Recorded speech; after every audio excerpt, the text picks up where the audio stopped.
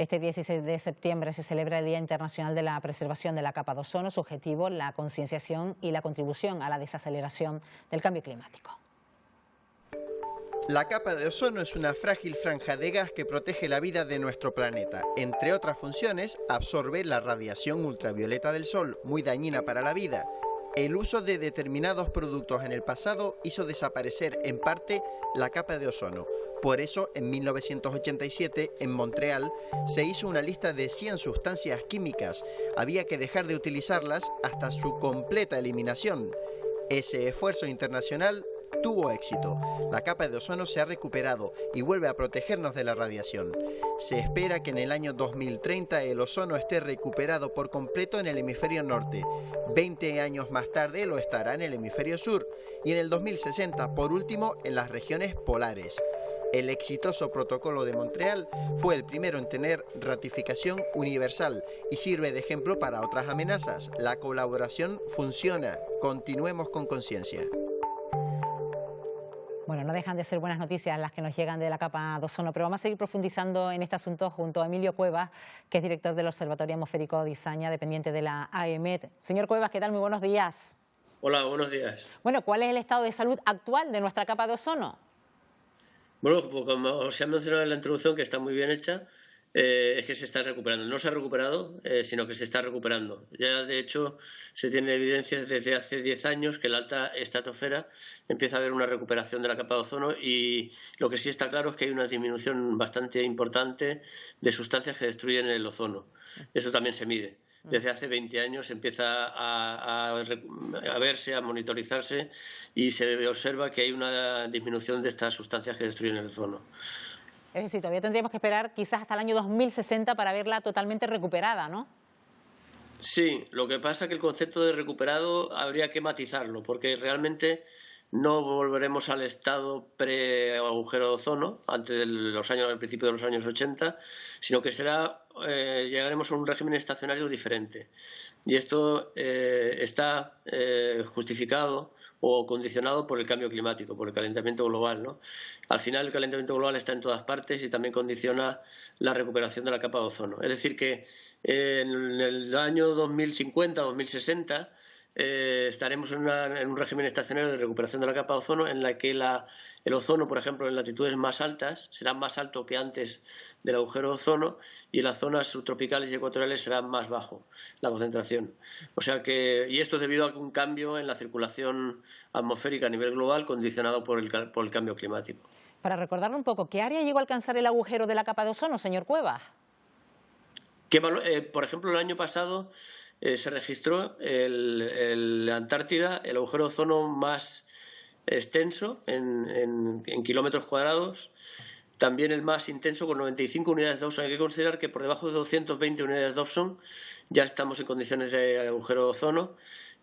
Nosotros en Canarias, para que se hagan una idea los oyentes televidentes, tenemos una concentración aproximada de 300 unidades Dobson y bueno, se alcanzaron 95 unidades Dobson, un valor muy bajo. Y además fue un agujero de ozono muy, muy largo también, duró mucho tiempo. Y lo curioso, para comentar algo, para ver cómo están conectados todos los sistemas y todos los procesos atmosféricos, hay una alta probabilidad, se está por confirmar, pero prácticamente se da por seguro, de que esta larga duración del agujero de ozono en la Antártida fue como consecuencia de los grandes incendios de Australia. Bueno, hay que remitirse precisamente, señor Cuevas, a ese protocolo de Montreal. Casi todos los países, bueno, pues se comprometieron a prohibir esos gases que propiciaban que ese agujero se extendiera. Pero cuesta entender cómo a día de hoy, cuando estamos luchando contra el cambio climático, ese tipo de unanimidad no se dé, ¿no? Pues sí, bueno, las implicaciones económicas son mucho mayores en el cambio climático. También quiero añadir aquí, aprovecho para decir que precisamente el lema de este año del Día de la Capa de Ozono es para mantenernos fríos nuestros alimentos y las vacunas. Y lo que tengo que decir también es que el protocolo de Montreal y también la enmienda de Kigali en las que se establece una disminución importante de gases que destruyen la capa de ozono, benefician a la lucha contra el cambio climático, porque estas sustancias además son muy absorbentes en la radiación infrarroja y por lo tanto son potentes gases de efecto invernadero. Con lo cual, al eliminar estas sustancias que destruyen el ozono, estamos también favoreciendo la destrucción de sustancias que producen el calentamiento global, ¿no? Y con ello, pues aumentando la eficiencia de los sistemas de refrigeración y, por tanto, en la preservación de nuestros alimentos. Y ahora, con el sistema de vacunación mundial, que necesitan también las vacunas, tener un sistema de refrigeración muy eficiente, pues mejorar este sistema de refrigeración de vacunas, ¿no? O sea que está enlazado, muy enlazado con el cambio climático. Efectivamente, en el tema del cambio climático, es el calentamiento global. La casuística es mucho más compleja y además tiene unas implicaciones socioeconómicas mucho más grandes que la destrucción de la capa de ozono.